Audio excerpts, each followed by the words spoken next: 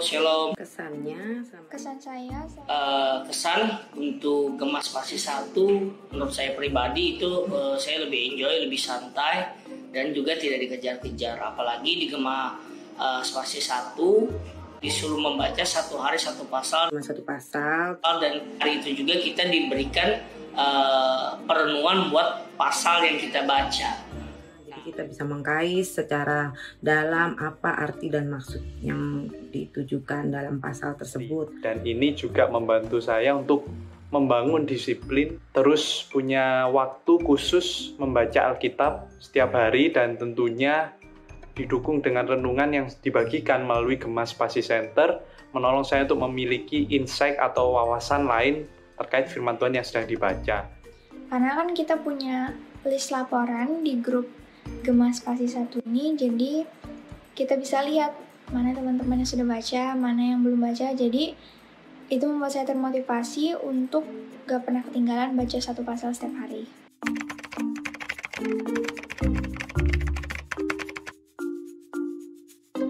Melalui Gema Spasi membantu saya bertumbuh dalam relasi dengan Tuhan. Karena saya sebelumnya punya kerinduan untuk baca satu pasal satu hari, tapi saya bingung dari mana. Tapi semenjak ada Gema Spasi 1 ini, jadi saya tahu bacaan saya hari ini, 1 Tawarik 15, besok 1 Tawarik 16. Jadi lebih terorganize, saya bacanya satu pasal satu hari dari mana. Membangun disiplin dalam membaca Alkitab, kalau menurut saya pribadi, ya sangat membangun. Apalagi itu kita bisa menjalin relasi hari demi hari dengan Tuhan.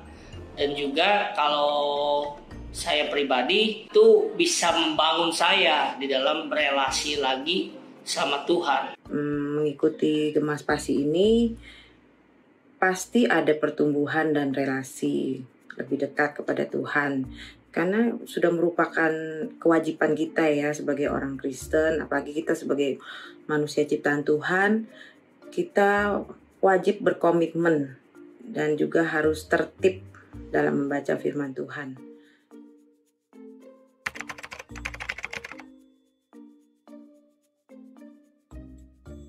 Untuk tantangan menurut saya sih susah-susah gampang. Yang susahnya kalau seandainya saya bangun kesiangan. Nah, kadang saya membaca Gema, merenungkan Gema itu di pagi. Tapi kalau saya kesiangan, saya akan menggantinya dengan siang hari ataupun malam hari setelah beraktivitas. Tantangan atau hambatan terkait dengan spiritualitas yang terkadang menurun sehingga mungkin sangat berpengaruh terhadap apa yang saya nikmati di dalam membaca Alkitab. Khususnya sebagai mentor, saya harus membawa anggota dalam grup, mengawali dan juga mengakhiri bacaan sampai akhir. Jadi di Gema Spasi 2 ini hambatannya ya, kalau misalnya ada yang ketinggalan gitu, ya saya sih nggak sungkan untuk menjapri atau saya mengajak juga anggota yang lain untuk memotivasi di dalam grup untuk terus maju bersama membaca firman. Jadi kita nggak lemes, jadinya kan bisa sama-sama mengejar juga gitu. Jadi tenang aja, di dalam grup itu pasti bisa saling ini juga memberi semangat juga. Jadi ayo kita sama-sama mengikuti Gema Spasi 2 ini. Puji Tuhan sampai sekarang belum ada hambatan atau tantangan dalam mengikuti Gema Spasi ini.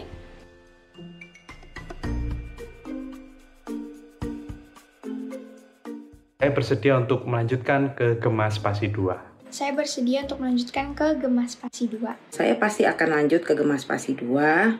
Nah, buat teman-teman yang mau ikut Gema Spasi 2, coba kalian rasakan bagaimana kita taat, kita menghidupi firman itu, kita membaca, kita merenungkan. Kalau menurut saya kalian wajib ikutlah, karena dengan membaca Alkitab, firman Tuhan akan menjadi bimbingan dalam kehidupan kita dan menjadi contoh dalam kehidupan kita sehari-hari untuk kita dapat jalani sebagai terang bagi kakimu dan juga pelita bagi jalanmu. Jadi yuk teman-teman dan kakak-kakak semua, kita ikut Gema Spasi 2. Saya tunggu ya kalian di Gema Spasi 2, oke? Shalom, Tuhan Yesus memberkati. God bless you.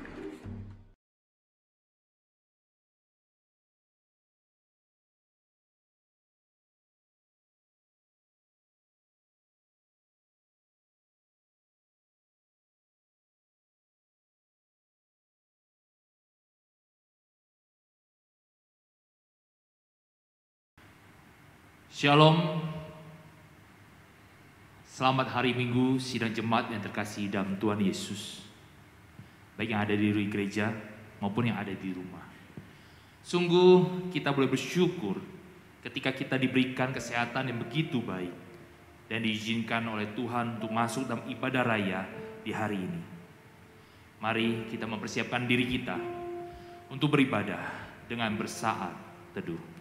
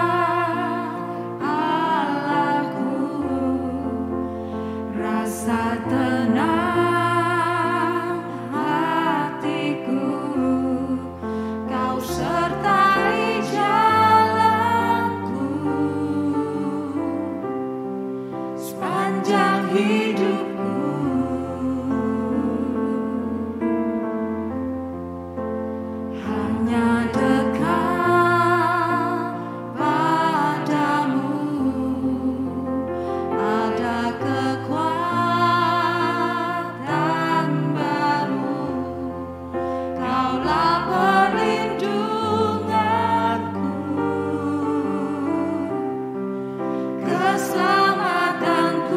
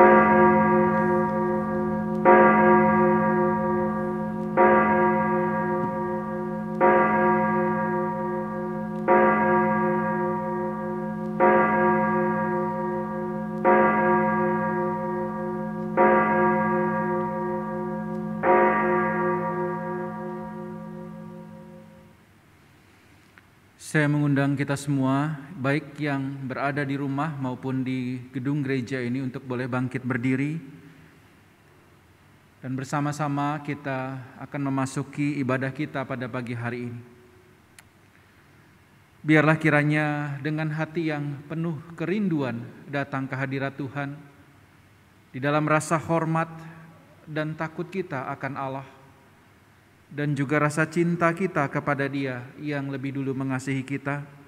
Kita masuk ke hadirat-Nya dan dengarkanlah panggilan ibadah yang terambil dari 2 Samuel pasal 22 ayat 47 dan 50. Tuhan hidup, terpujilah gunung batuku, dan ditinggikanlah kiranya Allah gunung batu keselamatanku. Sebab itu aku mau menyanyikan syukur bagimu ya Tuhan di antara bangsa-bangsa, dan aku mau menyanyikan mazmur bagi namamu. Ibadah kita pada hari ini, kita mulai dengan satu pengakuan bahwa pertolongan kita adalah dalam nama Tuhan yang menjadikan langit dan bumi. Ibadah kita pada saat ini ditahbiskan dalam nama Allah Bapa, Putra, dan Roh Kudus. Kasih karunia, rahmat dan damai sejahtera dari Allah Bapa kita dan Kristus Yesus Tuhan kita, dan persekutuan Roh Kudus menyertai saudara. Amin. Pertolongan kita adalah dari Tuhan yang menjadikan langit dan bumi. Dan Dialah Tuhan yang sangat baik dan teramat baik.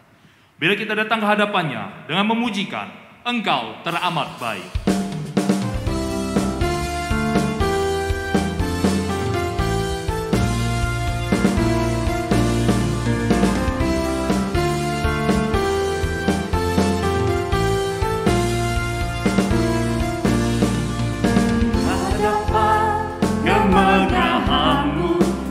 Datang menyembahmu, membawa hatiku, membawa hidupku.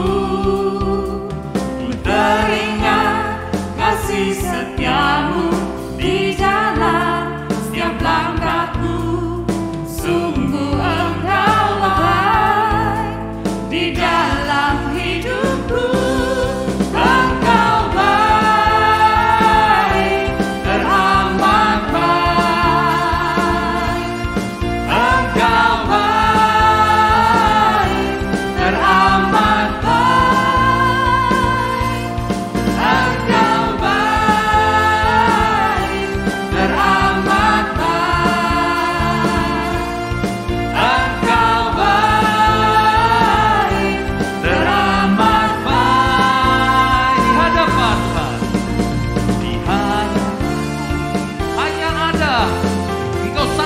Tuhan, kepadamu ya kami memuji. Biar kita pujikan di hadapan kemegahan-Mu. Di hadapan kemegahan-Mu, ku datang menyembah-Mu, membawa hatiku, membawa hidupku. Ku teringat kasih setiamu di dalam setiap langkahku. Sungguh Engkau baik di dalam hidupku. Engkau baik, teramat baik. Engkau baik, teramat baik. Engkau baik,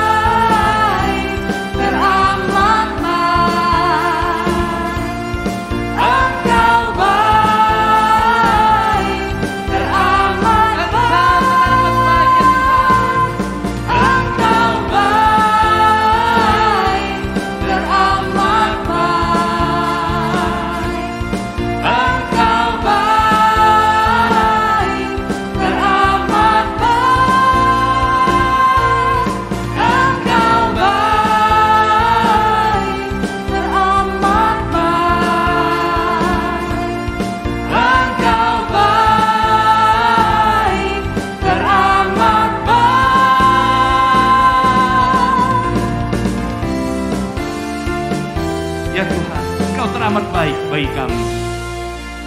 Jemaat Tuhan, silakan duduk. Mari kita datang ke hadapan Tuhan. Datang tertunduk di hadapan Tuhan untuk mengaku setiap dosa yang kita perbuat agar kita boleh layak masuk dalam hadirat-Nya.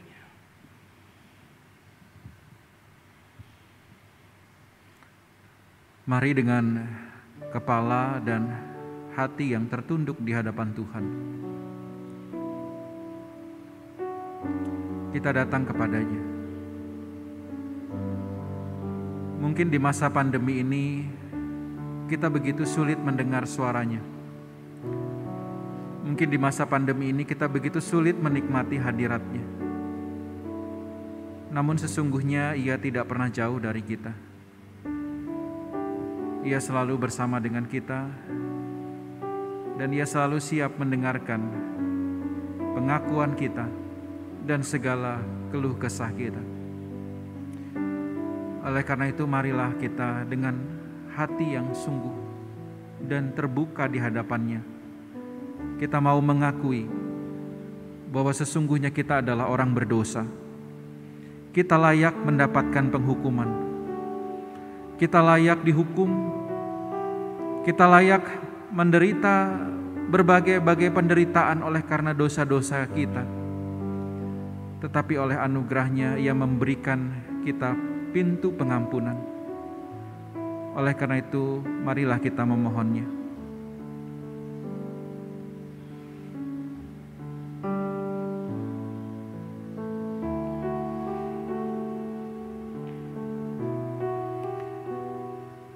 Ya Tuhan, kami umat-Mu pada hari ini datang ke hadapan Tuhan, mengaku dengan jujur di hadapan-Mu segala dosa-dosa dan pelanggaran, baik apa yang kami perbuat maupun apa yang kami pikirkan dan rencanakan. Ampunilah kami ya Tuhan. Dengarlah suara-suara mengaku dosa dan memohon ampun, baik kami yang hadir di gedung gereja maupun kami yang berada di rumah. Kami penuh dengan dosa, kami penuh dengan pelanggaran. Ampuni kami ya Tuhan. Ampuni kami kalau kami seringkali tidak taat akan perintah-perintah-Mu. Engkau memberikan perintah-Mu oleh karena Engkau mengasihi kami. Engkau ingin melindungi kami dengan perintah-perintah-Mu. Namun seringkali kami lebih memilih keinginan diri kami dan lebih ingin menyenangkan ego kami, sehingga kami memilih tidak taat kepada Engkau. Ampuni kami ya Tuhan, kalau bahkan kami tidak melakukan apa yang Tuhan kehendaki di dalam hidup kami sebagai orang percaya. Ampuni kami kalau kami seringkali begitu mudah menyerah terhadap godaan dunia ini, sehingga kami melupakan kekuatan dari Tuhan yang memampukan kami untuk menolak segala godaan duniawi. Ampuni kami ya Tuhan, bahkan di dalam ibadah seringkali kami pun gagal memuliakan nama Tuhan dan memberi hormat bagi Tuhan. Kami rindu ya Tuhan, di dalam segala keterbatasan kami beribadah hari ini, kami mau menghormati dan memuliakan nama-Mu. Ampuni kami ya Tuhan. Ya Tuhan, dengarlah seru doa pengampunan dosa kami ya Tuhan. Kami percaya bahwa Engkau Allah yang mendengarkan, mengasihi kami, dan mengampuni dosa-dosa kami.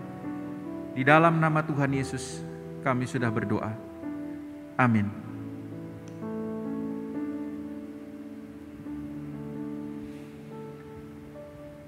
Puji syukur kepada Tuhan yang telah mengampuni dosa-dosa kita.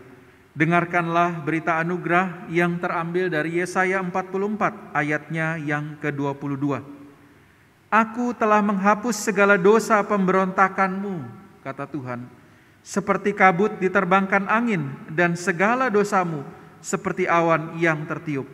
Kembalilah kepadaku, sebab aku telah menebus engkau. Sebagaimana kita telah mengaku dosa kita di hadapan Tuhan, Dan kita pun telah mendengar berita anugerah bahwa Tuhanlah yang datang untuk menebus dosa kita. Oleh karena itu, mari saya mengundang jemaat baik yang ada di gereja maupun yang di rumah untuk bersama-sama berdiri. Kita akan mengikrarkan komitmen kita, memperbaharui komitmen kita dengan membaca secara bertanggapan ucapan bahagia yang terambil dalam Matius 5 ayat 3 sampai 12 yang berbunyi demikian. Berbahagialah orang yang miskin di hadapan Allah, karena merekalah yang mempunyai kerajaan sorga. Berbahagialah orang yang berduka cita, karena mereka akan dihibur. Berbahagialah orang yang lemah lembut, karena mereka akan memiliki bumi. Berbahagialah orang yang lapar dan haus akan kebenaran, karena mereka akan dipuaskan. Berbahagialah orang yang murah hatinya, karena mereka akan beroleh kemurahan. Berbahagialah orang yang suci hatinya, karena mereka akan melihat Allah. Berbahagialah orang yang membawa damai, karena mereka akan disebut anak-anak Allah. Berbahagialah orang yang dianiaya oleh sebab kebenaran, karena merekalah yang mempunyai kerajaan sorga. Berbahagialah kamu, jika karena aku kamu dicela dan dianiaya, dan kepadamu difitnahkan segala yang jahat. Bersama-sama bersukacita dan bergembiralah, karena upahmu besar di surga. Sebab demikian juga telah dianiaya nabi-nabi sebelum kamu. Jemaat Tuhan, silakan duduk.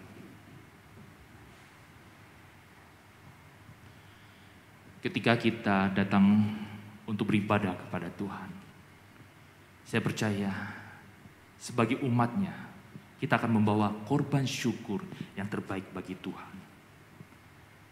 Biarlah ketika kita mempersiapkan hati kita, telinga kita untuk mendengarkan firman Tuhan, untuk belajar lebih mengerti lagi apa yang dimaksud dengan korban syukur yang melalui firman Tuhan yang akan disampaikan. Mari kita pujikan persembahanku.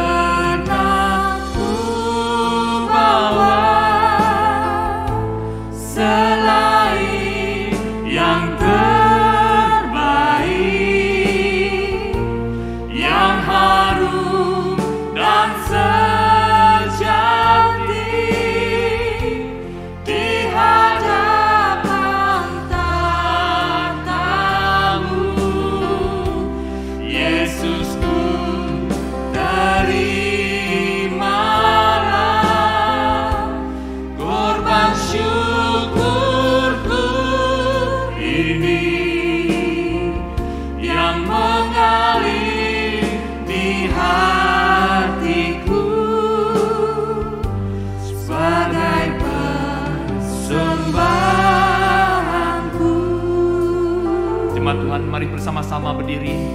Kita katakan ku bawa kepadamu, oh Tuhan, persembahanku ini. Ku ingin Engkau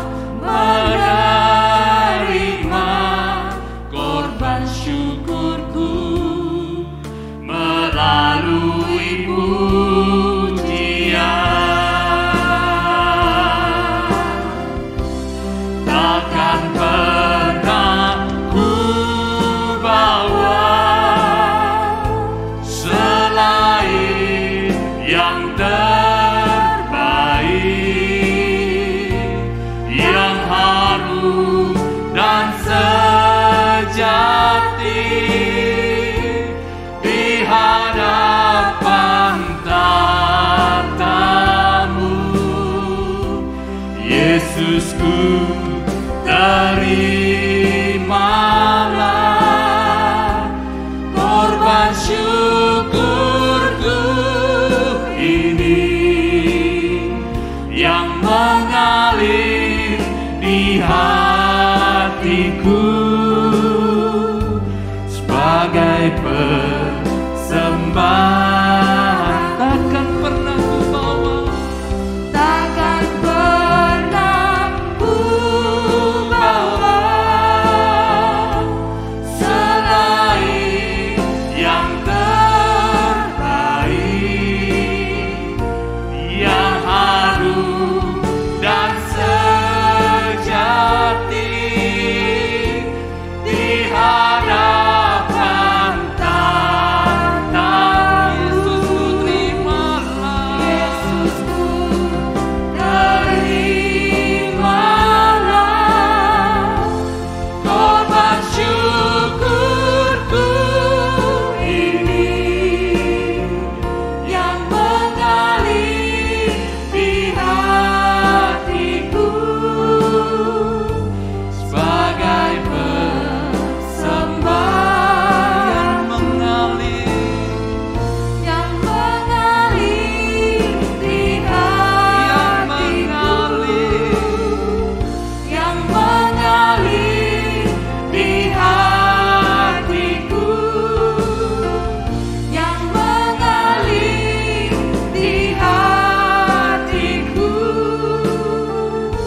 sebagai persembahanku.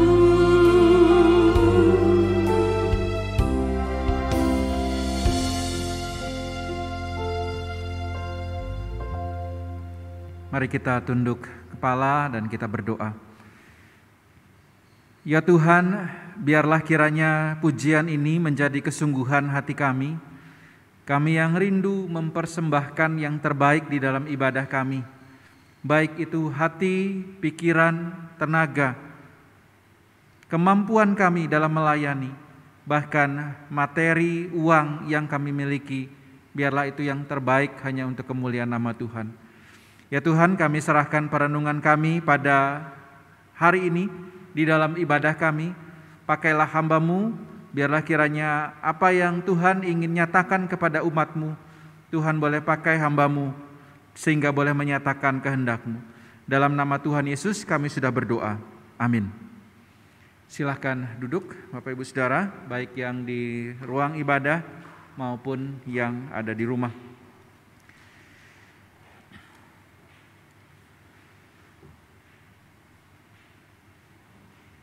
Ya Bapak Ibu, tema kita pada hari ini sekaligus juga merupakan satu rangkaian ya. Di dalam bulan Juli kita banyak bicara tentang ibadah. Karena memang kita rindu supaya jemaat itu diperlengkapi di dalam memahami tentang ibadah yang mungkin kita sudah lakukan begitu sering, begitu banyak ya. Mungkin kita paham, puji Tuhan gitu ya. Tapi mungkin saja ada di antara Bapak Ibu yang tidak paham dan hanya sekedar ikut saja beribadah ya. Dan mungkin dari setiap unsur-unsurnya ada yang mungkin tidak mengerti. Nah disitulah kita kembali mengingatkan kepada Bapak Ibu Saudara sebagai gereja, sehingga ibadah kita adalah ibadah yang berkenan di hadapan Tuhan, yang kita lakukan dengan kesungguhan dan tentu benar sesuai dengan ajaran firman Tuhan. Nah, pada minggu yang terakhir ini kita akan bicara tentang khususnya persembahan. Dalam satu tema, apakah Allah membutuhkan persembahan kita? Bapak Ibu, entah berapa kali kalau kita dikatakan ya melakukan persembahan. Kalau yang Kristennya dari kecil mungkin sudah persembahan dari sekolah minggu. Sampai usia berapa ini gitu ya? Kalau Pak Joni pernah mikir nggak ya kira-kira sudah berapa saya persembahan gitu ya dari sekolah minggu? Banyak kali gitu ya. Berapa gitu ya, belum persembahan persepuluhan, persembahan syukur dan lain-lainnya. Begitu banyak saudara. Namun saudara, pernahkah kita berpikir saudara atau misalnya memahami benar enggak sih cara saya memberikan persembahan kepada Tuhan? Atau betulkah pemahaman saya tentang persembahan? Satu kali saya ikut ibadah ya waktu masih kuliah di Malang, satu gereja, saya ikut ibadah, saya tuh kaget saudara ya ketika dalam ibadah itu pemimpin liturgosnya itu, pemimpin pujiannya itu mengatakan begini, sebentar lagi kita akan melakukan persembahan. Bagi Bapak Ibu yang tidak paham apa itu persembahan, enggak usah persembahan hari ini.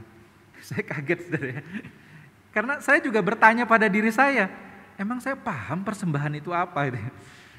Nah saudara, ya ini memang ada hal yang unik ya dilakukan gereja. Tapi menarik saudara, sebenarnya ketika kita memberi persembahan itu kita paham enggak sih kenapa kita harus memberi persembahan? Karena hari ini banyak orang yang mungkin memahami persembahan itu kayak sumbangan. Oh gereja mau tolong orang, mau bangun gereja, mau mungkin bayar karyawan, hamba Tuhan gitu ya, perlu disumbang. Jadi persembahan itu kayak sumbangan.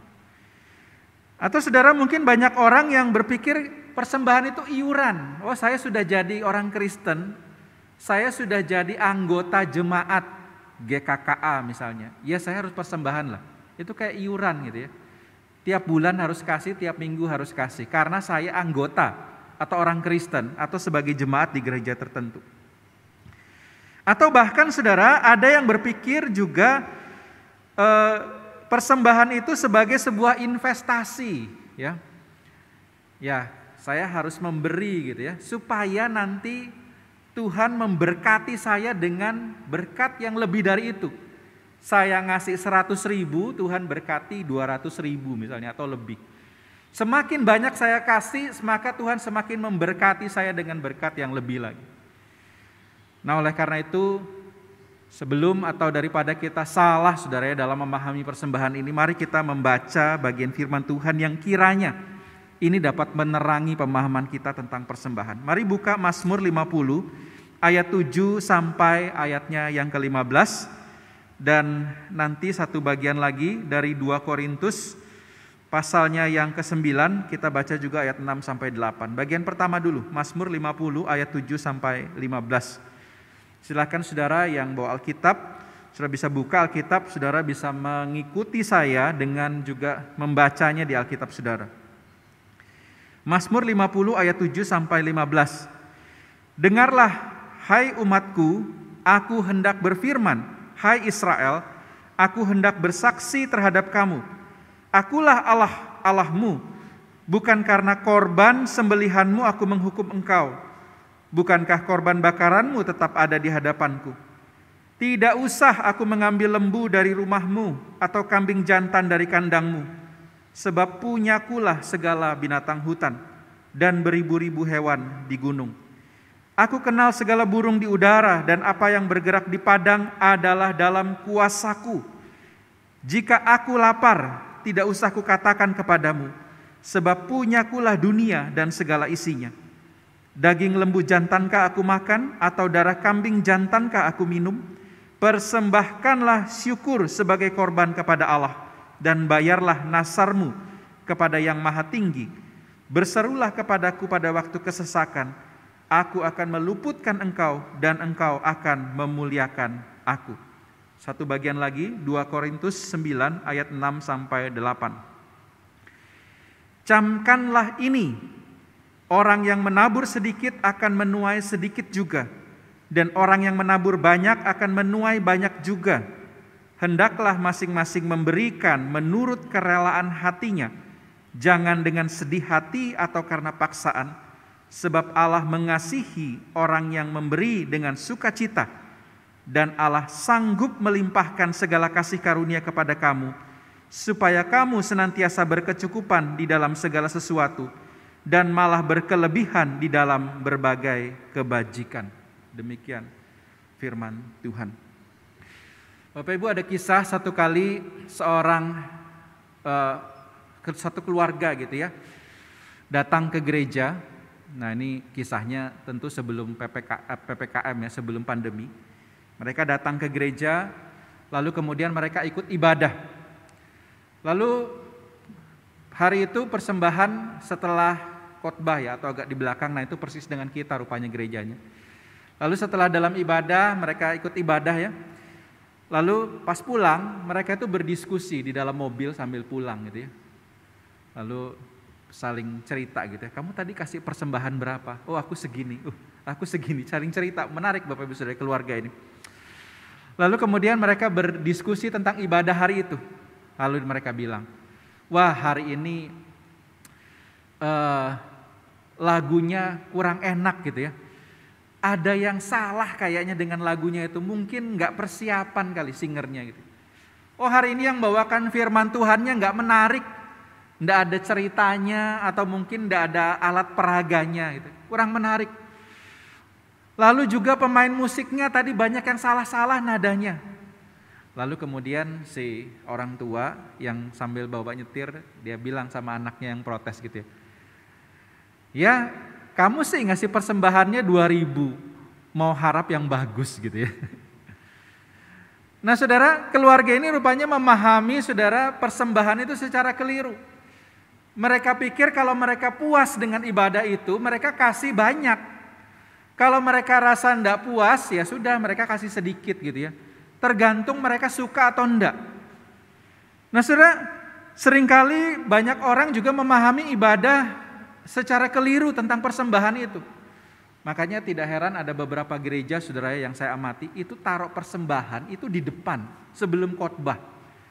Jadi tidak mempengaruhi khotbahnya mau dia suka atau enggak, dia kasih persembahan duluan gitu. Nah saudara, seringkali kita memahami tentang arti persembahan ini. Dan bangsa Israel pun saudara tidak luput dari kesalahpahaman ini. Waktu kita baca Mazmur 50 ayat 7-15, kita mendapatkan rupanya satu gambaran. Bangsa Israel ini dihukum oleh Allah. Tuhan itu menghukum mereka dengan penyakit, dengan penderitaan, dengan kesulitan. Saudara, bedakan ya, penghukuman itu kadang bisa dari hukuman Allah, kadang itu bisa cobaan. Nah dalam konteks ini bangsa Israel dihukum oleh Allah dengan berbagai kesulitan, penderitaan, kesusahan.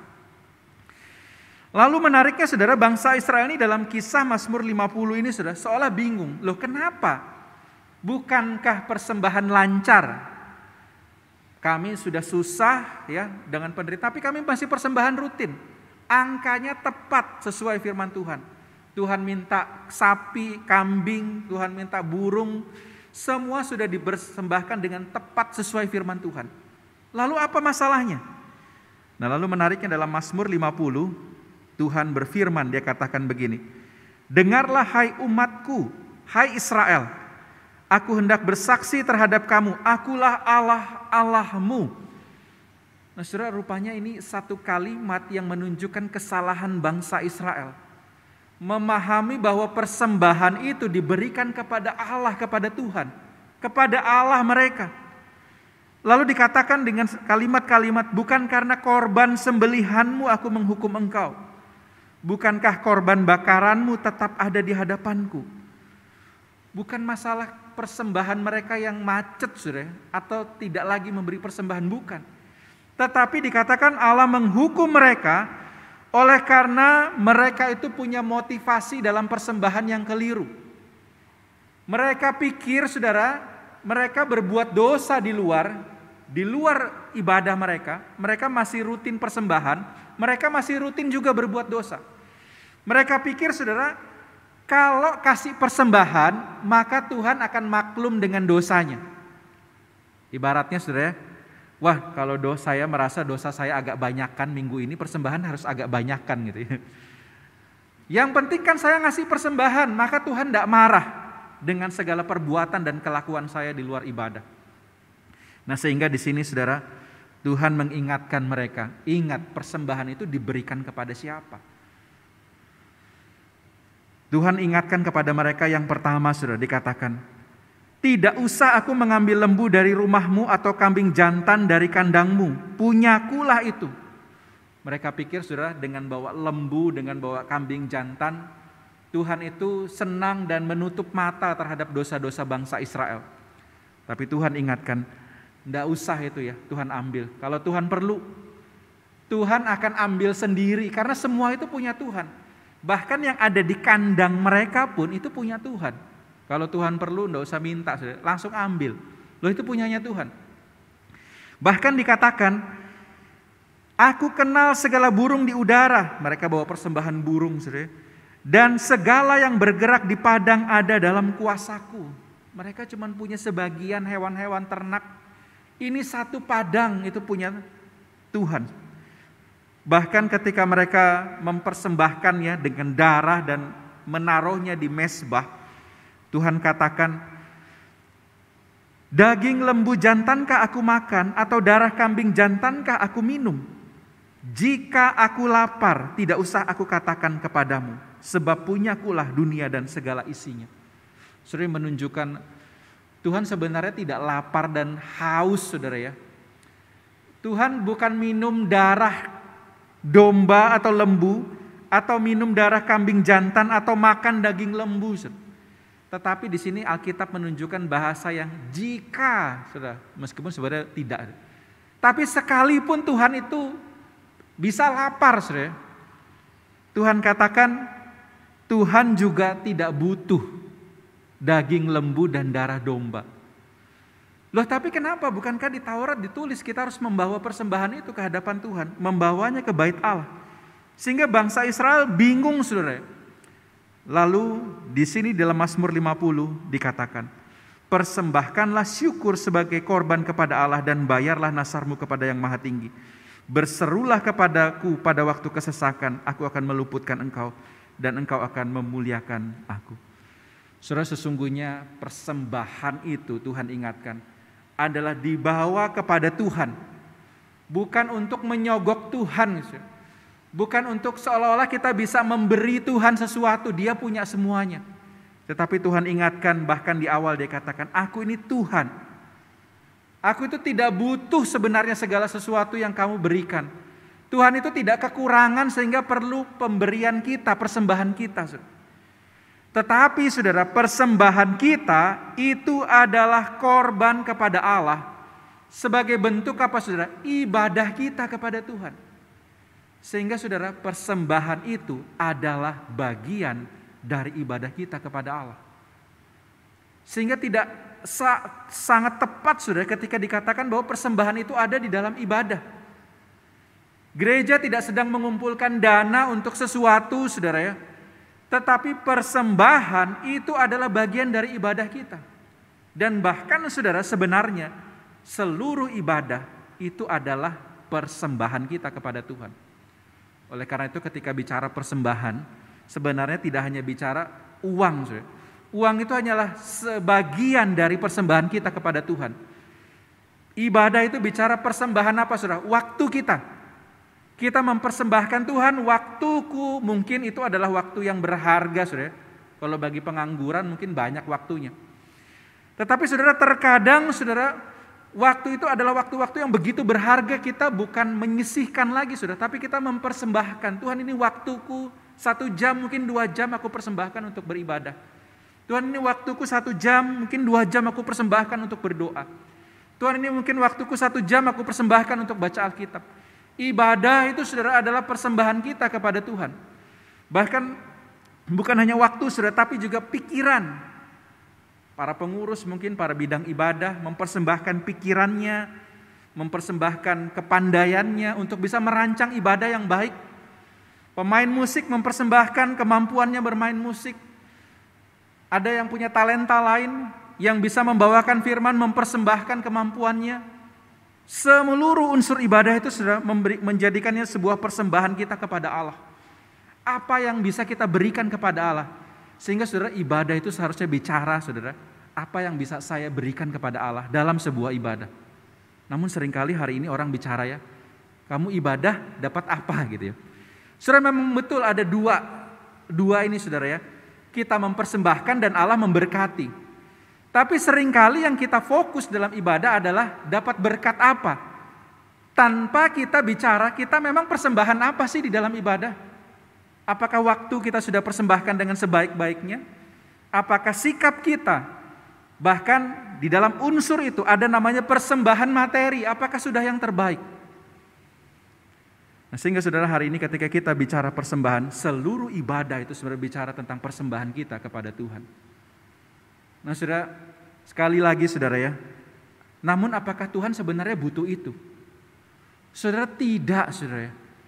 Tuhan tidak membutuhkan persembahan kita. Tetapi saudara, kita inilah yang menyadari saudara, bahwa karena Dia Tuhan dan saya adalah ciptaan, maka sudah sewajarnya lah saya itu mempersembahkan apa yang sudah Tuhan berikan kepada saya. Nah, sehingga saudara, hari ini secara singkat saudara, kita akan belajar prinsip-prinsip di dalam persembahan tersebut saudara. Yang pertama saudara, prinsip yang pertama di dalam persembahan adalah persembahan itu adalah wujud ketundukan kita kepada Allah Sang Pencipta kita. Saudara, jika kita menyadari bahwa yang menerima persembahan atau kita memberikan persembahan kepada siapa, yaitu Allah saudara ya, Tuhan sendiri, maka saudara, sudah seharusnya lah saudara, ketika kita memberikan persembahan itu sebagai lambang atau perwujudan, kita itu menundukkan diri kepada Allah yang sudah menciptakan kita, yang merupakan Tuhan dan Raja dalam hidup kita. Saudara, kalau orang dunia saudara ya, kita tentu paham ya, kita tinggal di Indonesia, bukti kita tunduk pada pemerintah, kita taat aturan dan kita bayar pajak saudara. Atau ketika zaman dulu, mungkin zaman masa ketika satu negara ditundukkan oleh negara lain saudara, misalnya Romawi menundukkan waktu itu wilayah Palestina atau Yunani waktu itu, maka sebagai bukti wilayah itu tunduk kepada negara yang menundukkannya, maka dia membayar upeti atau pajak. Tapi tentu saudara, persembahan kita itu bukan dalam konsep pajak di masa kini. Persembahan kita itu saudara adalah satu bentuk kita menyadari bahwa kita itu di bawah satu kuasa atau pribadi, yaitu Tuhan. Sehingga kita dengan sukacita, dengan rela hati, dengan penuh kebanggaan, dengan penuh rasa syukur, kita membawa persembahan kita yang menyatakan kita tunduk kepada Allah. Maka itu kita membawa persembahan kita kepada Allah. Bukti ketaatan kita, ketundukan kita kepada Allah dengan kita memberikan persembahan kita. Salah satunya saudara adalah persembahan uang dan materi. Itu bukan bicara tentang kita, wah karena saya mampu, karena saya punya uang, saya memberi persembahan. Tidak saudara, tapi bicara tentang karena saya adalah ciptaan, saya tunduk di bawah kuasanya. Tuhan, inilah bukti saya tunduk di bawah kuasa Tuhan. Bahwa saya memberikan apa yang saya punya. Entah itu waktu, pikiran, kemampuan, bahkan bagian di dalam itu adalah uang yang saya miliki. Ini prinsip yang pertama saudara. Sehingga saudara, ketika kita sadar bahwa persembahan itu adalah bukti ketundukan kita, maka yang harus kita cek ketika kita memberi persembahan, sudahkah yang terbaik yang saya berikan? Mungkin gak saudara? Saudara itu kalau ngasih pribadi yang berkuasa, itu sisa.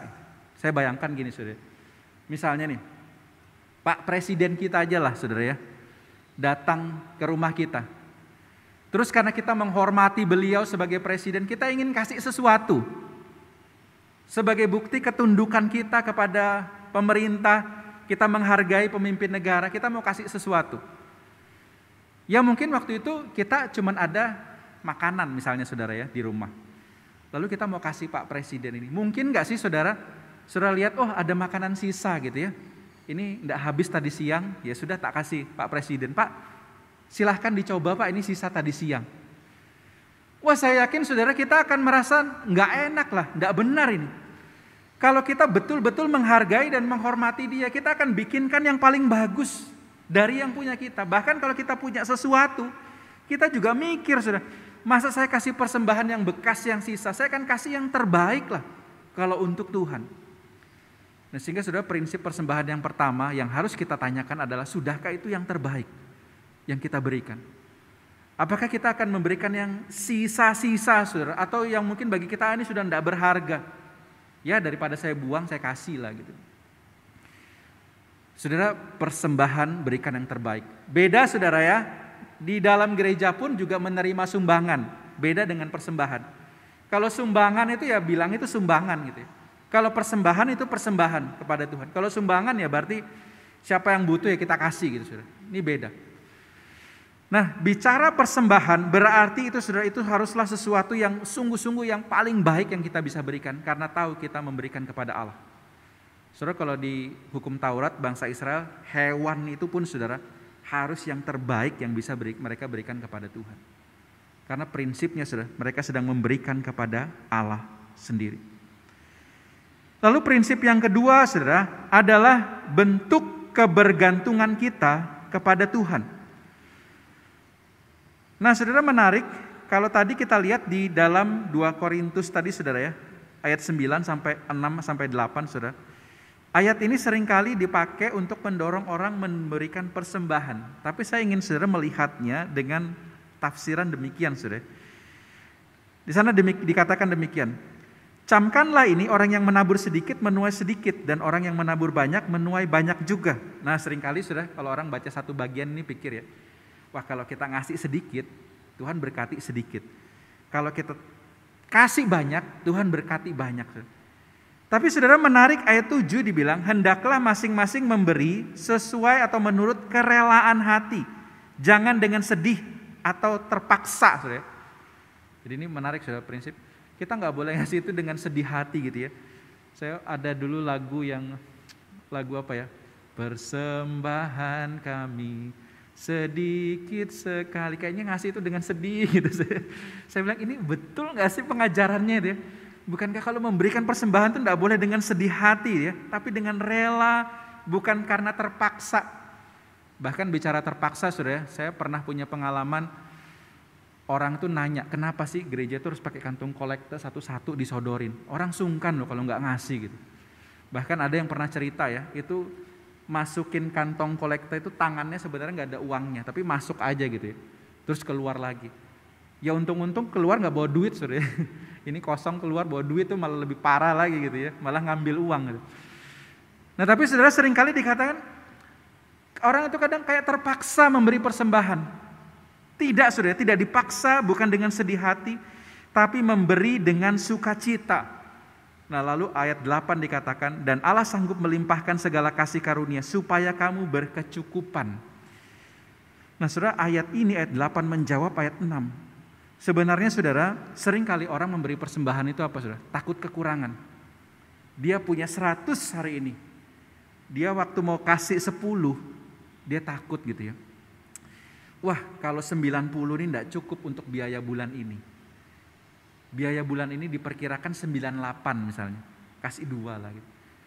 Dia merasa tidak cukup kalau ngasih 10, tambah besar pendapatannya, 1000 pendapatannya. Dia merasa tidak cukup nih kalau ngasih 100, karena mungkin pengeluaran bulan ini 980, ya 20 aja. Nah tapi saudara, ayat 8 ini berkata saudara, dan Allah sanggup melimpahkan segala karunia kepada kamu supaya kamu berkecukupan di dalam segala sesuatu dan malah berkelebihan dalam berbagai kebajikan. Ini maksudnya saudara menjawab ayat 6, di mana apakah kita percaya saudara, ketika kita hitung kayaknya ini tidak cukup. Tetapi kalau kita yakin saudara dengan sukacita, kita menabur saudara, ini satu bukti bahwa kita yakin bahwa Tuhan yang akan cukupkan. Sehingga saudara, ayat ini bukan bicara ayo kasih tambah banyak supaya kamu tambah banyak diberkati, bukan. Ini bicara percayalah kalau kamu memberi, kamu tidak akan kekurangan, tapi kamu akan selalu dicukupkan oleh Tuhan. Saudara, inilah pengertian ayat ini saudara. Bukan untuk mendorong kita ayo tambah banyak supaya tambah banyak Tuhan beri, tidak saudara. Tuhan itu mencukupkan kita. Sehingga saudara, bahkan ada yang bilang, aduh contoh dalam masa pandemi ini kayak apa saya bisa memberi? Bagaimana saya bisa ngasih persembahan, orang untuk saya aja kurang. Saudara, janji firman Tuhan saudara, orang yang memberi persembahan itu tidak akan berkekurangan. Tuhan yang akan mencukupkan saudara. Bahkan di sana dikatakan ya saudara, dicukupkan dalam segala sesuatu dan malah berkelebihan dalam berbagai kebajikan. Kenapa saudara? Dia dicukupkan, tapi kelebihannya apa? Dia menunjukkan bahwa sekalipun dia susah, dia sanggup untuk memberikan persembahan. Dia punya kelebihan, yaitu kebajikannya dia. Dia mampu untuk memberikan persembahan sekalipun dalam masa sulit. Saudara, kisah yang paling tepat menggambarkan bagian ini adalah kisah seorang janda miskin yang memberi persembahan 2 peser di bait Allah. Tuhan Yesus sendiri katakan, hari ini yang memberi persembahan paling banyak itu janda miskin itu. Bukan orang-orang kaya yang genggam banyak uang masuk gitu. Tapi 2 peser itu yang paling banyak. Kenapa saudara? Karena itu adalah seluruh nafkahnya dan ia memberi bukan dalam kelimpahan, tapi dalam kekurangan. Saudara, Tuhan melihat saudara, bukan berarti kalau gitu kita habis-habisin harta kita kasih untuk gereja. Bukan saudara. Yang dimaksud adalah ketika seseorang belajar setia mempersembahkan segala sesuatu, toh juga Tuhan pelihara gitu. Berani belajar mempersembahkan kepada Tuhan. Tuhan melihat itu begitu luar biasa saudara. Melihatnya sebagai bentuk kebergantungan. Poin 2 kita tadi saudara. Kita itu bergantung pada Tuhan atau bergantung pada uang sih dalam menjalani hidup. Kita itu berani hidup tanpa Tuhan atau tanpa uang, saudara. Kira-kira kalau kita dikasih pertanyaan gini, kita jawab yang mana, saudara? Suruh pilih, kamu hidup tanpa uang atau tanpa Tuhan? Saudara, banyak orang dunia bilang hidup tanpa Tuhan lebih gampang. Tapi hidup tanpa uang setengah mati, susah gitu. Sehingga saudara, yang jadi pertanyaan, kita tuh bergantung pada Tuhan atau uang sih sebenarnya hidup? Kita membutuhkan uang dalam hidup, saudara. Tuhan tahu, makanya Tuhan kasih kita bekerja, waktu untuk bekerja. Tetapi saudara, Tuhan tidak ingin juga kita bergantung pada dunia ini. Tapi Tuhan ingin kita bergantung padanya. Sehingga saudara, persembahan kita kepada Tuhan itu sebagai wujud. Tuhan, saya mau belajar bergantung pada Tuhan, bukan pada dunia ini. Prinsip yang kedua dalam persembahan saudara. Ketika kita memberi, kita sadar kita bergantung pada Tuhan, bukan pada dunia ini. Dan yang terakhir saudara, prinsip yang ketiga adalah persembahan itu sebagai korban syukur kita, ucapan syukur kita kepada Allah. Saudara, Tuhan memberikan berkat sesuai dengan hikmat dan keadilannya saudara. Ia memberi banyak kepada yang dipercaya banyak, ingat perumpamaan talenta saudara. Ia memberi sedikit, tetapi semuanya itu saudara cukup. Sehingga saudara, di dalam setiap pemberian Tuhan, kita harus menyatakan syukur kita. Dan persembahan itu saudara adalah bentuk syukur kita kepada Tuhan. Nah, sehingga saudara, sebagai tanda bahwa kita bersyukur, maka kita memberikannya itu dengan penuh sukacita, dengan kerelaan hati. Oleh karena apapun yang saya dapat hari ini, itu adalah oleh karena berkat Tuhan. Saya mau bersyukur, saya mau berikan persembahan saya kepada Tuhan. Seorang pemuda pernah bertanya gitu ya kepada saya. Gitu. Contoh bilang persembahan itu syukur kita gitu. Ini dengan jujur saudara ya, berani juga gitu ya dia bilang. Tapi saya merasa Tuhan tidak pernah bantu saya kok. Saya tidak pernah doa. Saya juga tidak pernah baca Alkitab, tidak. Tapi saya bekerja siang malam, saya dapat hasil. Nah sekarang, ini dari Tuhan atau dari saya? Nah saudara, gimana kita jawabnya gitu ya? Dia merasa Tuhan tidak bantu dia. Tapi saya katakan begini saudara ya. Oke, kamu mungkin bekerja. Kamu merasa kamu bekerja sendiri dengan kekuatanmu. Tapi sekarang saya tanya gitu. Ketika kamu bekerja, kamu bisa berpikir, merencanakan, mendesain gitu. Kamu berpikir caranya gimana? Ya pakai otak lah. Otak itu siapa yang bikin gitu? Siapa yang buat? Bagaimana otak itu bisa berfungsi dengan normal? Banyak orang stroke gitu. Siapa yang bikin? Nah, dia antara dia ateis atau enggak gitu ya. Kalau dia masih percaya Tuhan, dia akan bilang, ya Tuhan yang bikin gitu. Kamu bisa bekerja ngetik gitu ya, dengan tangan jari gitu ya. Siapa yang bikin jarinya itu? Siapa yang bikin tubuhmu? Siapa yang ciptakan? Kamu bisa lihat layar komputer kemudian bekerja, emang siapa yang bikin matanya? Bahkan seluruh tubuh kita ini ciptaannya untuk supaya kita itu bisa melakukan berbagai hal untuk mencukupin kebutuhan kita. Bukankah itu dari Tuhan? Belum lagi bicara kesempatan yang Tuhan buka. Belum lagi bicara tentang kesempatan-kesempatan dalam usaha, langganan-langganan. Itu baru dari pemberian Tuhan dari tubuh saja itu sudah begitu banyak. Sehingga tidak ada alasan kita itu tidak mengucap syukur oleh karena tangan Tuhan menolong kita dalam pekerjaan. Tidak ada satupun sudah karya kita itu bisa menghasilkan sesuatu kalau Tuhan tidak memberi kita kesehatan. Tuhan tidak memberi kita nafas hidup. Nafas sudah ya, siapa yang kasih gitu ya. Ketika kita bisa bekerja menghasilkan uang, emang siapa yang kasih nafas? Nah, sehingga saudara tidak ada alasan bagi kita untuk tidak mengucap syukur. Berapapun saudara, yang saudara dengan rela hati, dengan sukacita kita mau nyatakan, Tuhan aku bersyukur. Minggu ini mungkin tahun ini kehidupan begitu sulit. Tetapi begitu banyak bukan penyertaan Tuhan sepanjang minggu ini, sepanjang bulan ini, sepanjang tahun ini. Aku mau nyatakan syukurku dengan memberikan persembahan yang dengan sukacita, yang dengan rela hati aku berikan. So, ini prinsip ketiga, saudara. Berilah persembahan dengan syukur, dengan rasa syukur, dengan rela hati, dengan penuh sukacita, kata 2 Tawarik, saudara. Oleh karena apa, saudara? Oleh karena Tuhan itu telah memberkati kita dengan banyak hal.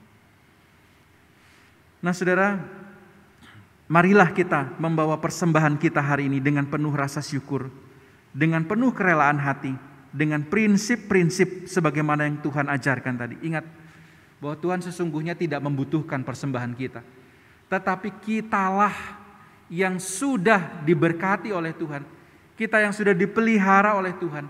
Ia adalah Tuhan kita, sehingga kita beribadah kepada Dia, memberikan persembahan yang terbaik untuk Tuhan, karena Dia adalah Tuhan. Bawalah persembahan dengan satu wujud, saya mau tunduk kepada Tuhan. Bawalah persembahan kita dengan satu keyakinan bahwa saya mau bergantung pada Tuhan, bukan harta benda saya. Bawalah persembahan kepada Tuhan dengan penuh syukur kepada Tuhan. Tuhan, Engkau sungguh baik. Aku mau memberikan persembahan syukurku kepada Tuhan. Saudara, proyek ketaatan kita minggu ini, dalam seminggu ini saudara, sungguh-sungguh gumulkan apa yang mau saya persembahkan kepada Tuhan. Apa yang terbaik yang saya bisa berikan. Apa yang sebagai wujud kebergantungan saya kepada Tuhan. Sebagai wujud syukur saya kepada Tuhan. Gumulkan itu dengan sungguh-sungguh saudara. Dan berilah persembahan bagi Tuhan. Di dalam seminggu ini saudara pikirkan. Sehingga persembahan kita itu bukan lagi sekedar buka HP, lalu kemudian pencet angka yang kita suka, atau cabut dompet sudah taruh di kantong kolekta atau kasih ke gereja, bukan. Tapi kita sungguh-sungguh ketika kita mengeluarkan persembahan kita itu dengan hati yang benar, bahwa saya mau tunduk pada Tuhan, bergantung pada Tuhan, dan bersyukur kepada Tuhan. Mari lakukan dalam minggu ini dan sharingkan saudara, kira-kira Tuhan menggerakkan kita seperti apa di dalam kita memberi persembahan. Mari kita tunduk kepala dan kita berdoa. Ya Tuhan, terima kasih firman-Mu mengingatkan kami kembali. Sesungguhnya siapakah kami yang pantas memberi persembahan kepada Tuhan? Tuhanlah pemilik alam semesta ini.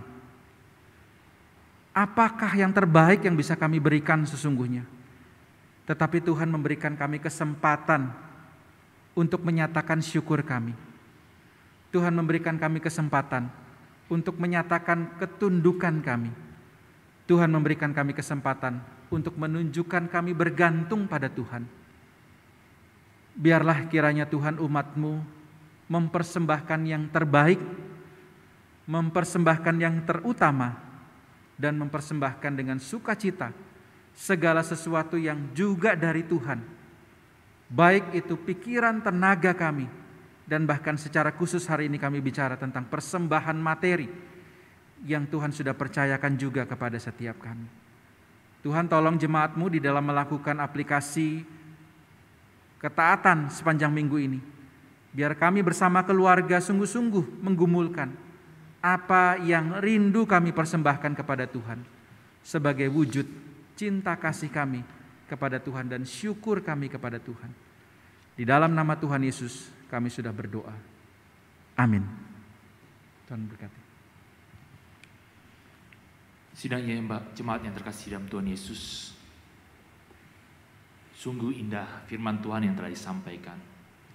Biarlah kita selalu membawa korban syukur kita ke hadapan Tuhan dalam kehidupan kita. Jemaat yang terkasih dalam Tuhan Yesus, mari saya undang bersama-sama untuk berdiri. Kita akan mengikrarkan pengakuan iman kita dengan bersama-sama membacakan pengakuan iman Rasul.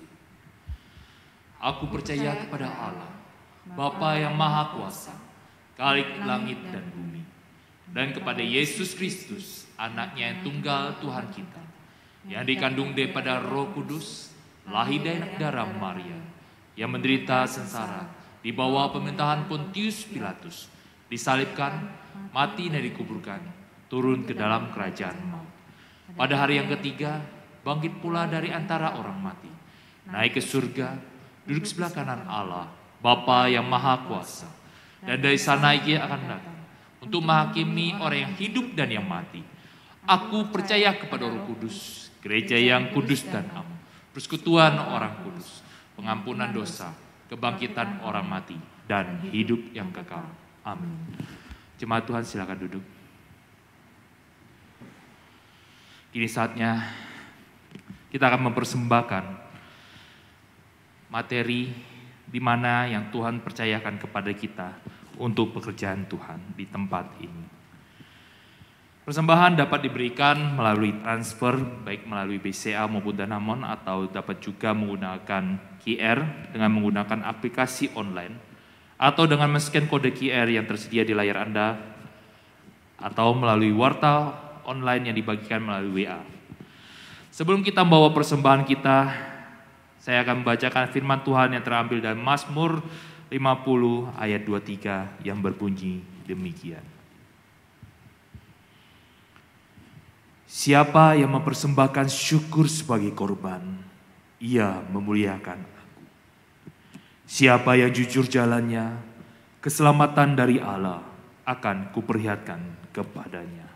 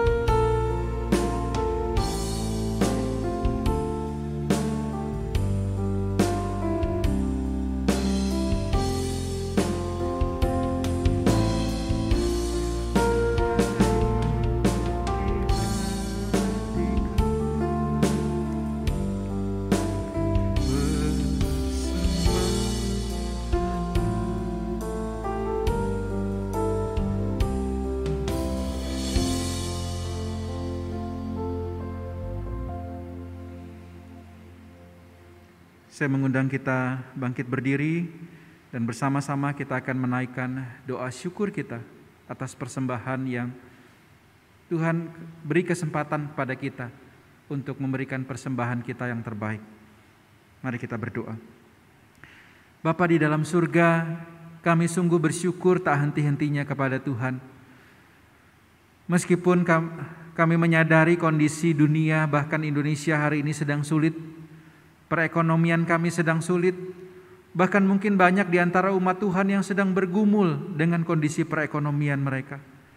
Namun ya Tuhan, tolong kami dengan mata iman boleh tetap melihat bagaimana Tuhan masih memelihara kami di tengah-tengah kesulitan kami.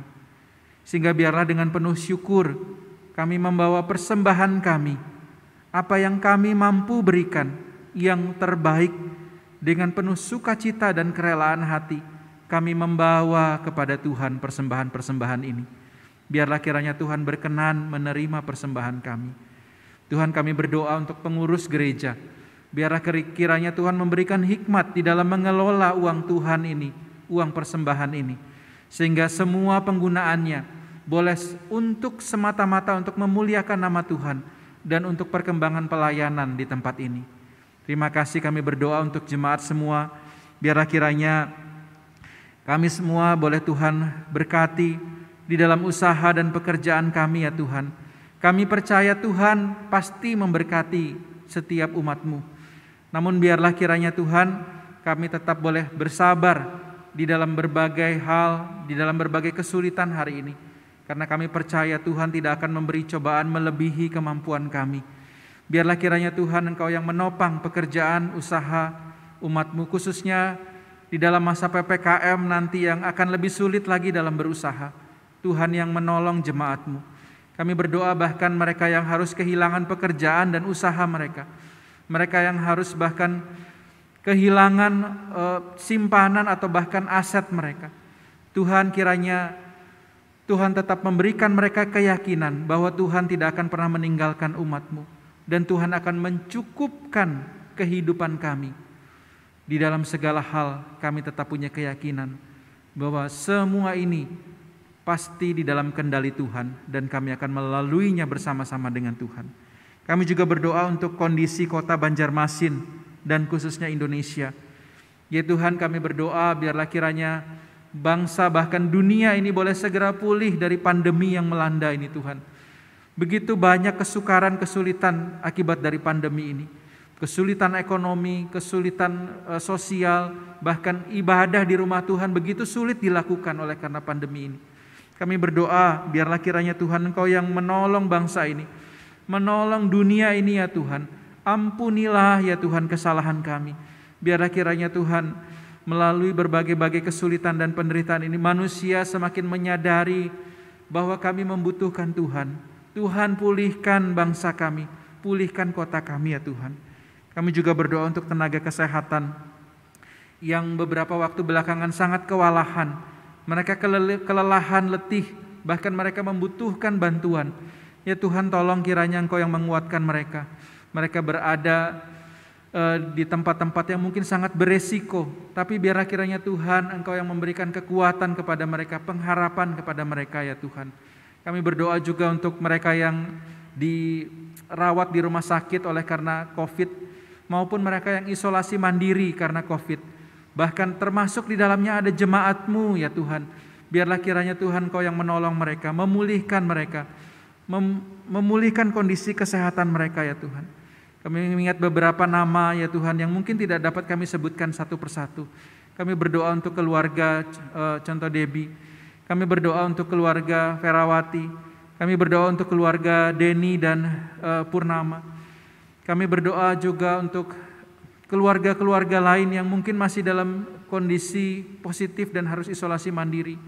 Kami mengingat juga keluarga Pak Sugi dan Bu Gina, keluarga Pak Leo, dan juga mungkin jemaat lain yang tidak kami bisa sebutkan satu persatu. Tuhan, Kau yang pulihkan mereka, sehingga mereka bisa segera pulih dari kondisi mereka. Kami berdoa bagi pasien-pasien yang mungkin harus dirawat di rumah sakit, di dalam kesulitan, biarlah kiranya Tuhan Engkau yang menguatkan mereka juga. Dan pakai kami ya Tuhan sebagai keluarga kerajaan Allah untuk boleh memberi perhatian dan memberi pertolongan kepada mereka yang membutuhkan. Terima kasih ya Tuhan, ini doa kami dan kami akan mengakhiri dengan doa Bapa kami yang Tuhan ajarkan kepada kami. Bapa kami yang di sorga, dikuduskanlah namamu, datanglah kerajaanmu, jadilah kehendak-Mu di bumi seperti di sorga. Berikanlah kami pada hari ini makanan kami yang secukupnya, dan ampunilah kami akan kesalahan kami, seperti kami juga mengampuni orang yang bersalah kepada kami. Dan janganlah membawa kami ke dalam pencobaan, tapi lepaskanlah kami daripada yang jahat, karena Engkaulah yang punya kerajaan dan kuasa dan kemuliaan sampai selama-lamanya. Amin. Jemaat yang dikasihi Tuhan, dengan tetap bangkit berdiri, terimalah pengutusan.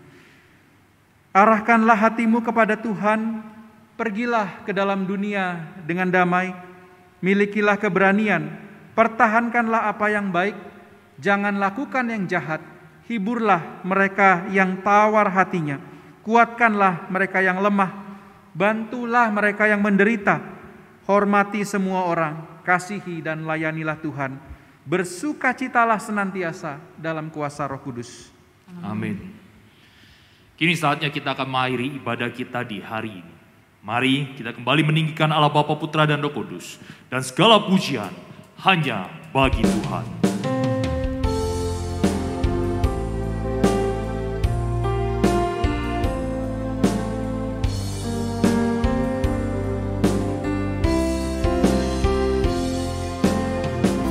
Segala pujian bagi Tuhan, hanya Tuhanlah yang disembah. Tak seorang pun layak megahkan diri. Kemuliaan hanya bagi Tuhan. Segala pujian hanya bagi Tuhan. Segala pujian bagi Tuhan, hanya Tuhanlah yang disembah. Tak seorang pun layak megahkan diri. Kemuliaan hanya bagi Tuhan.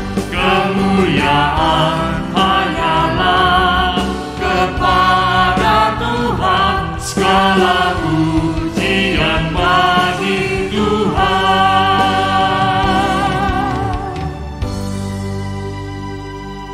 Jemaat yang dikasihi Tuhan, baik engkau yang di gedung gereja ini maupun di rumah masing-masing, terimalah berkat Tuhan. Tuhan memberkati kita dan melindungi kita. Tuhan menyinari kita dengan wajah-Nya dan memberi kita kasih karunia. Tuhan menghadapkan wajah-Nya kepada kita dan memberi kita damai sejahtera. Amin.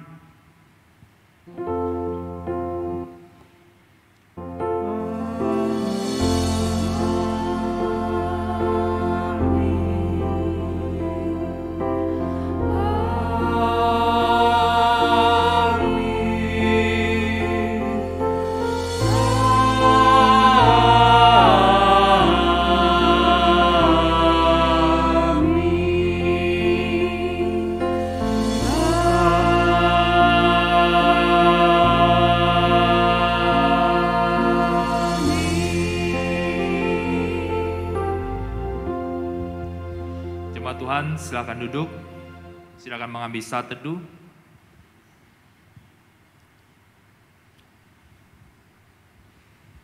Dan selanjutnya mari kita menyimak warta lisan yang akan disampaikan oleh Johanto Wahyudi.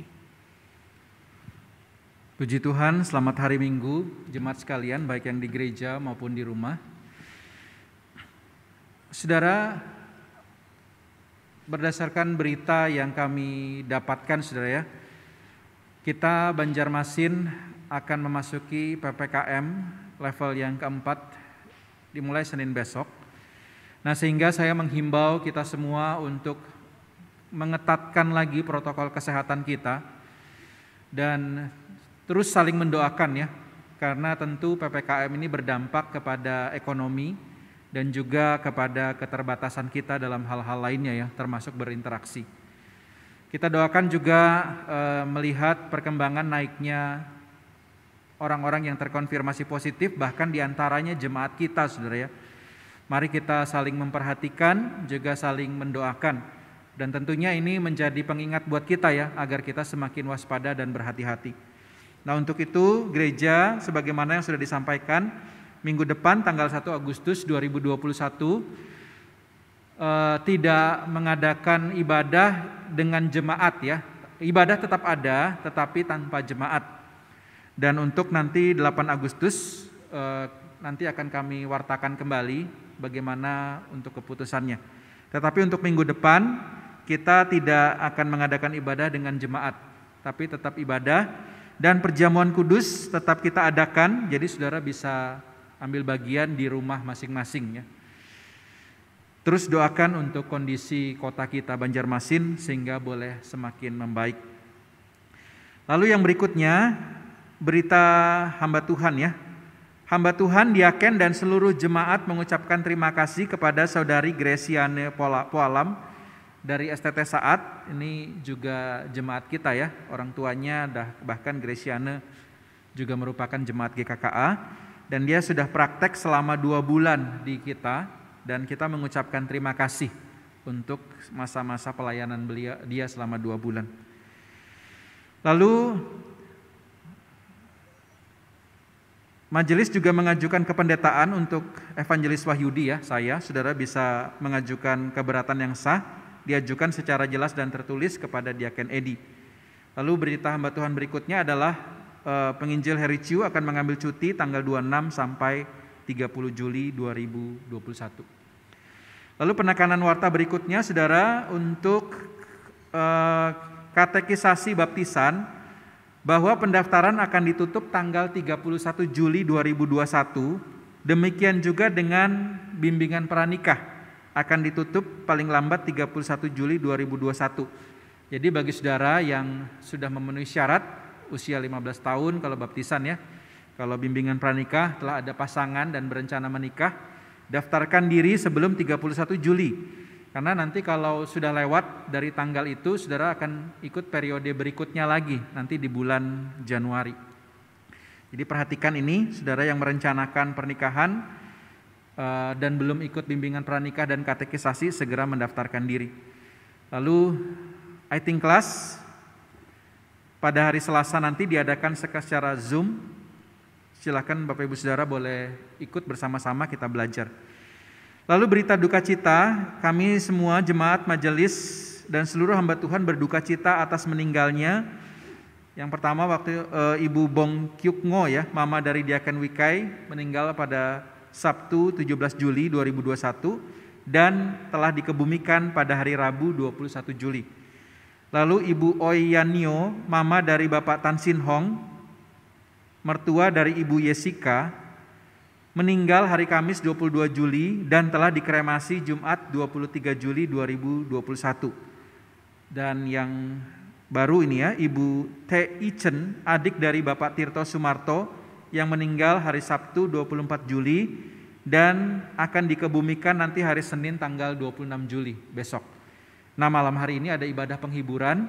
Saudara bisa ikut, nanti ada link Zoom yang akan diberikan jam 7 malam dimulai ya.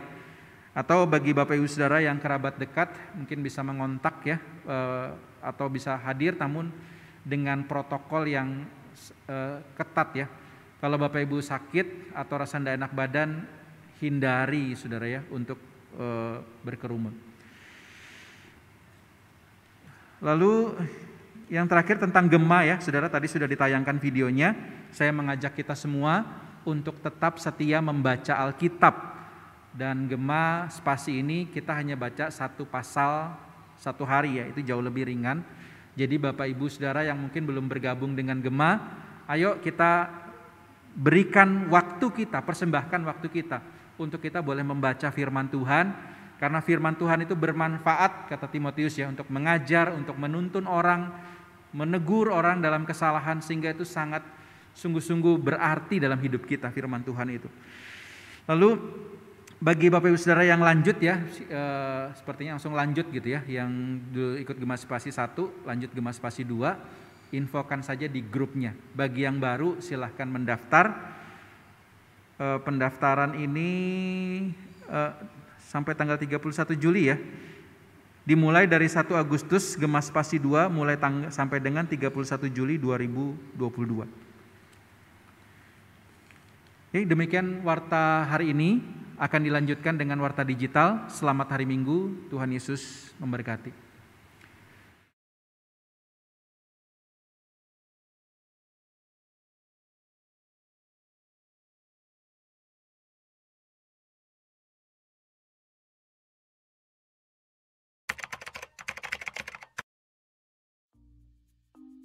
Halo, shalom. Kesannya Kesan saya Kesan untuk Gema Spasi 1 menurut saya pribadi itu saya lebih enjoy, lebih santai dan juga tidak dikejar-kejar. Apalagi di Gema Spasi 1 disuruh membaca 1 hari 1 pasal, dan hari itu juga kita diberikan perenungan buat pasal yang kita baca. Kita bisa mengkais secara dalam apa arti dan maksud yang ditujukan dalam pasal tersebut. Dan ini juga membantu saya untuk membangun disiplin, terus punya waktu khusus membaca Alkitab setiap hari, dan tentunya didukung dengan renungan yang dibagikan melalui Gema Spasi Center, menolong saya untuk memiliki insight atau wawasan lain terkait firman Tuhan yang sedang dibaca. karena kan kita punya list laporan di grup Gema Spasi 1 ini, jadi kita bisa lihat mana teman-teman yang sudah baca, mana yang belum baca. Jadi itu membuat saya termotivasi untuk gak pernah ketinggalan baca 1 pasal setiap hari.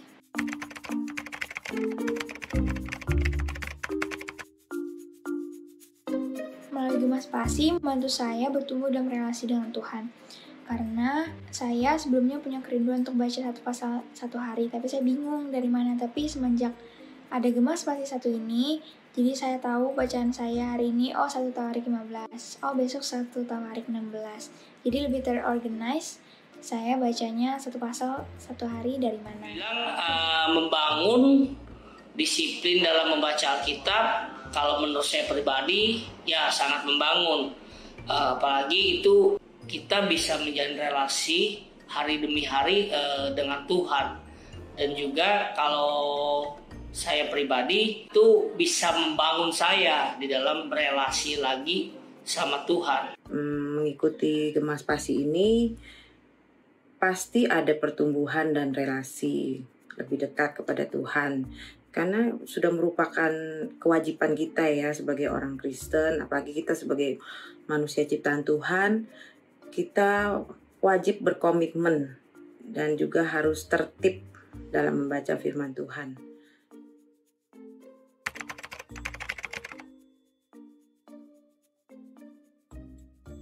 Untuk tantangan menurut saya sih susah-susah gampang. Yang susahnya kalau seandainya saya bangun kesiangan. Nah, kadang saya membaca Gema, merenungkan Gema itu di pagi. Tapi kalau saya kesiangan, saya akan menggantinya dengan siang hari ataupun malam hari setelah beraktivitas. Tantangan atau hambatan terkait dengan spiritualitas yang terkadang menurun, sehingga mungkin sangat berpengaruh terhadap apa yang saya nikmati di dalam membaca Alkitab.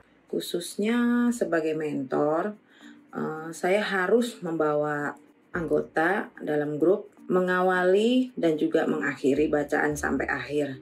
Jadi di Gema Spasi 2 ini hambatannya ya, kalau misalnya ada yang ketinggalan gitu, ya saya sih nggak sungkan untuk menjapri, atau saya mengajak juga anggota yang lain untuk memotivasi di dalam grup untuk terus maju bersama membaca firman. Jadi kita nggak lemes, jadinya kan bisa sama-sama mengejar juga gitu. Jadi tenang aja, di dalam grup itu pasti bisa saling ini juga memberi semangat juga. Jadi ayo kita sama-sama mengikuti Gema Spasi 2 ini. Puji Tuhan sampai sekarang belum ada hambatan atau tantangan dalam mengikuti Gema Spasi ini.